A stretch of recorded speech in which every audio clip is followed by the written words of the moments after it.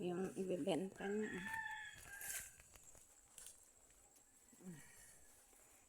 Saan? Mula dito? Mula dyan sa bakod na yan.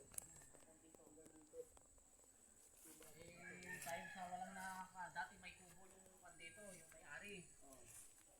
Dyan. Hindi rin niya pinuntahan, inanay, kaya natumba. Hindi na niya umuling pan. Hanggang dito. Hanggang dito. Ito yung 150. Hanggang saan? 154 square meter to lahat. Hanggang saan? Yan, ang dyan sa gilid. Hanggang dito. Gilid na yung kakawatig. Diretso doon. Hanggang sa kukwate. Diretso doon. Hanggang dyan. Anong kuan dito? Pwede ba itong kuan? Installment?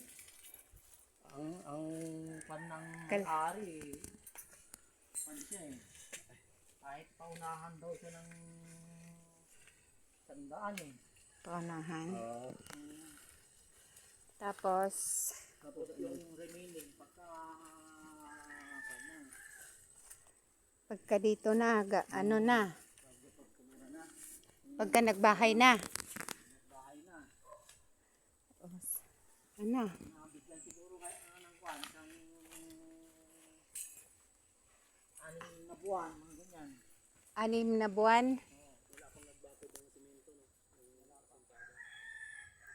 Oh. Tahimik talaga. Tahimik talaga dito. Pagka gusto mo magkwan dito. Ay, may mga hinog siya, oh. Ito yun, berry. Manguha ko, ah. Kaya lang, ang kuryente, submeter. Oo, submeter. Kaya lang may bato dyan.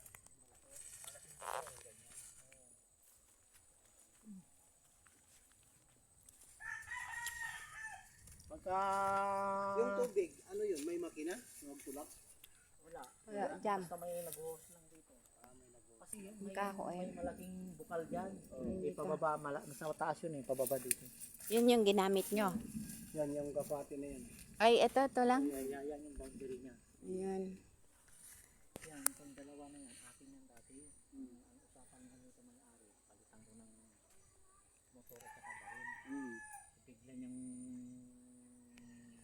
Inawi. binenta yung kalahati. Kasi dito na ako magbabayad. Kaya gusto lang nakuha. Ito, gawin ditong kalsada. Oo, karsada to. Tapos nung... Pero hanggang saan ang ano?